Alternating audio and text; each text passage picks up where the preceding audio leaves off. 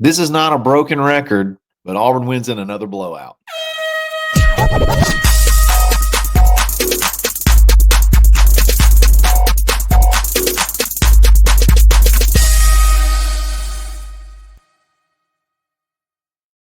Yes, sir. We're back. It's another episode of the Barn Hoops podcast. I'm your host, Kyle Rush, a.k.a. Charlie 5, and we are here to talk about Auburn's convincing blowout. Again, we keep saying this. There's not many terms. You kind of running out of terms to talk about large margins of victory, but Auburn wins 87-69, and honestly, it was not that close. This game was not even remotely that close, and we're going to talk a lot of the details about it. Before we get started, we got to give a shout out to mybookie.ag. Use these two coupon codes. You have TNR Casino that gives you a 300% deposit bonus in the casino. Yeah, whatever you deposit it, multiply it by 3. That's what you get in free play to play in the casino. And then you have the regular 50% deposit bonus that's coupon code next round to use in anywhere. So take your winnings from the casino, hit the sports book. Those two coupon codes, TNR Casino and next round. Have fun on mybookie.ag. Yeah, Auburn, this team's incredible, man. They really, I feel like the games that they're playing right now and the ways they're winning, it has to make the opposition question if they're even playing the right sport. You know, it's like we thought we were good.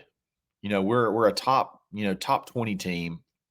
We're 8-3. We beat Alabama. These folks can't be that good, right? We've got the guards that we like. We run a pretty efficient offense, and then you come into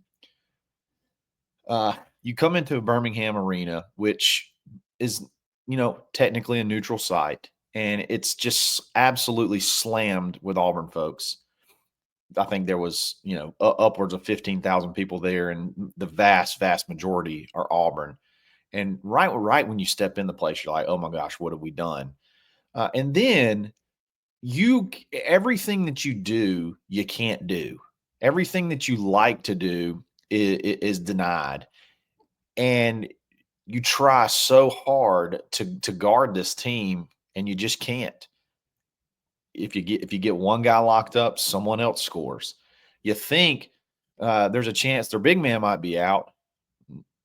He's not out. We're going to talk about that a little bit later, but it's just game after game, man. This team just continues to impress me. Like they find new ways. They find new ways to impress me. They find new ways to jump out quick, take the will of the team they're playing, and then it's just like you're toying with them for the rest of the time. Alley-oops like crazy, dunks like crazy, shooting threes at a high rate, just doing all the things that you need to do to be able to dominate a really good team, and they did it. And they did it despite having a 14 there being a 14 free throw differential. So Purdue got to shoot way more free throws than Auburn did, and they honestly missed a lot. They missed a lot of front ends of 1-and-1s too. So like you could basically say they got chances for even more free throws, but they didn't. When you don't convert on that front end, you don't get the second one. It's like missing 2. So it's just it's almost like the referees were trying to keep them in the game, and they just couldn't. It just every chance, every little run they would go on, Auburn would go on a run as big or longer or more. It was just a domination from start to finish. This point differential got as high as like 30-plus points at one point in time. They scored a bunch of cheap points late when Auburn didn't really even care anymore. The spread was only like, I think, 9.5 points. So they obviously blew that out of the water. But just another big-time top, ranked team that Auburn just completely dismantles. Again, you got to be looking at yourself and thinking, my gosh, how far out of this team's league are we? Like, can we compete with them at all, anywhere? Because they hit threes, they have the inside game, they don't turn the ball over, they have, a 24-9 assist to turnover ratio in a game. So like they're not selfish. They pass the ball. They accept their roles. What do we do? Like, how do you beat this team? It's going to be. I mean, this is obviously the best team that I've ever seen. This start is the best start I've ever seen. As for the long time that I've watched Auburn basketball, they just continue to dominate, and then like you have to get on and do a show, and it's talking about another domination. So it looks like Auburn's going to go based off their schedule. They should go into conference play with only one loss and just completely battle tested, ready for the SEC. That's going to be a meat grinder as well, because the SEC is obviously loaded this year. But yeah, I don't want anyone to take the start of this season for granted, though. Like it's really, when you think about it and you hear the statistics, it's honestly incredible what this team has done. So far, Auburn starts off the year 10-1. They've gone, I think, that the Jabari year, I think they were undefeated through the preseason up until deep into conference before they had their first loss. But they're 6-1 now versus quad one teams. I don't think that the next closest team has like four wins, I believe. 6-1. You've only played 11 games. So 7 of the 11 games you've played have been against quad one teams, and you come out 6-1. I think anybody would have taken 500, would have taken 3-3 in quad one games. I think anybody would have been happy with that. I would have been happy with that, just because I know how finicky basketball can be, and how one off game can one game where you're just a little bit off can end up in a loss, and it doesn't define anything about the season. It's not like watching football. This is the most crazy stat. This is the most crazy stat to me. Auburn has 4 ranked wins in the non-conference schedule this year. How many do you think Auburn's had? How many times do you think that's ever happened? I'll answer it for you. It's 0. Not only is it 0, but there's only been 4 ranked wins in non-conference schedule ever prior to this season. So you've only ever won 4 ranked non-conference games from 1938 or whenever they started playing basketball to 2023. Only 4 times have you beat a ranked team in the non-conference season, part of the season. And you've done it 4 times this year. It's really insane to think about. It's crazy to think about. Again, 7 out of the 11 games have been quad one wins, and you only had, I think, 2 or 3 wins all year, quad one wins all year last year. That was the big knock, and you've got 6 already. And as it's shaping up, you could have the opportunity to play like double-digit more quad one games based off of how good the SEC is. And it's almost like Bruce could see that. It's almost like Bruce could see the future. And he's like, we got to have the toughest non-conference schedule that we ever had, because this SEC is going to be loaded.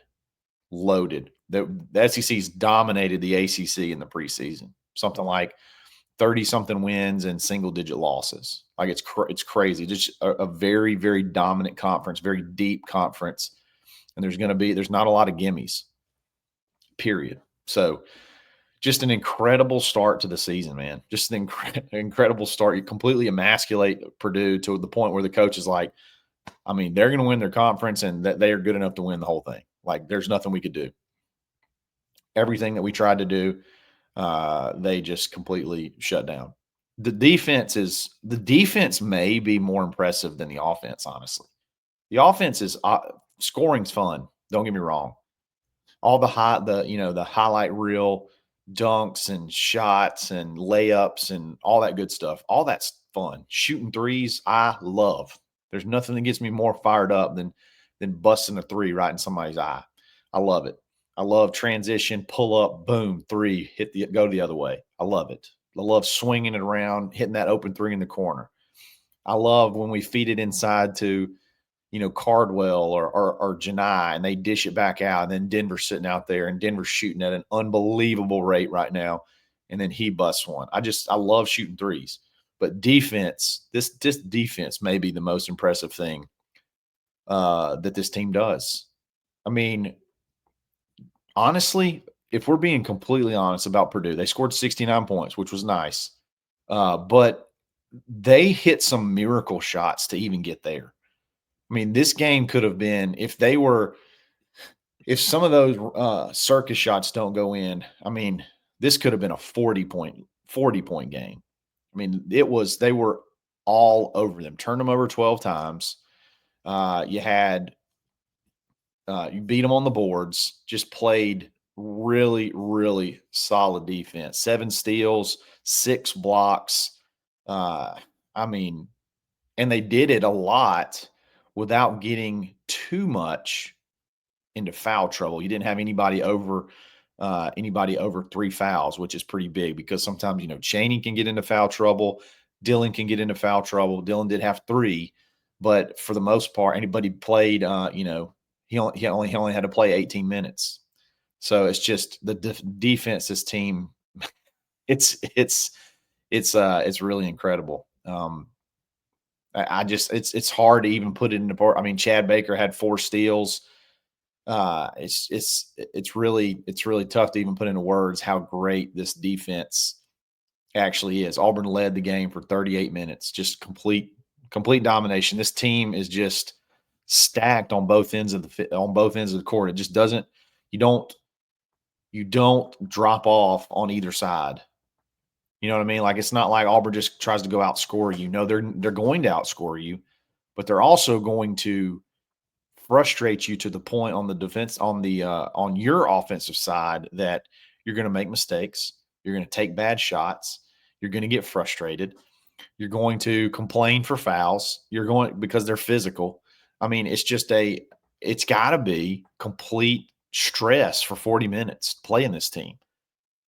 I mean, and finally, if you do score, you got to run back on defense because they're probably going to pop a 3 on you, or they're just going to erase the score that you just had.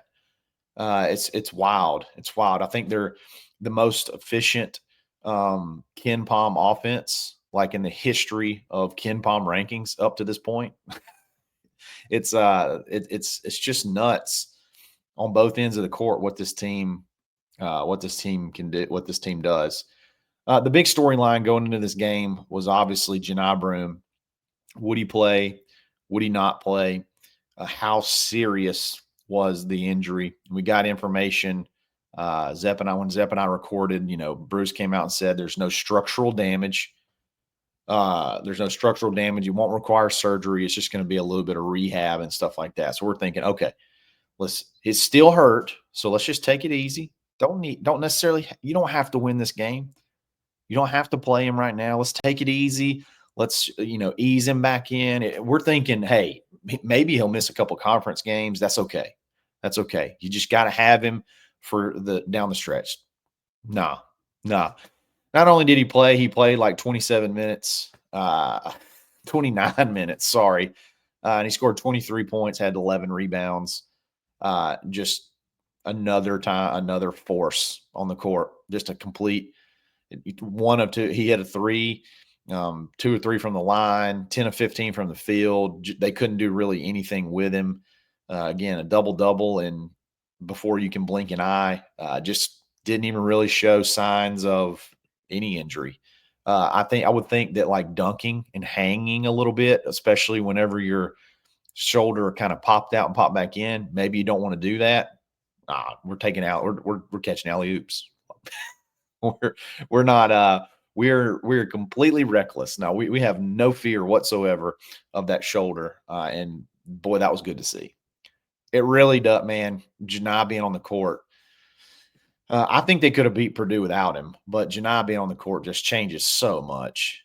And people thought that even me, I had doubts at some point in time with the lineup or the rotation where Dylan's on the court with Janai.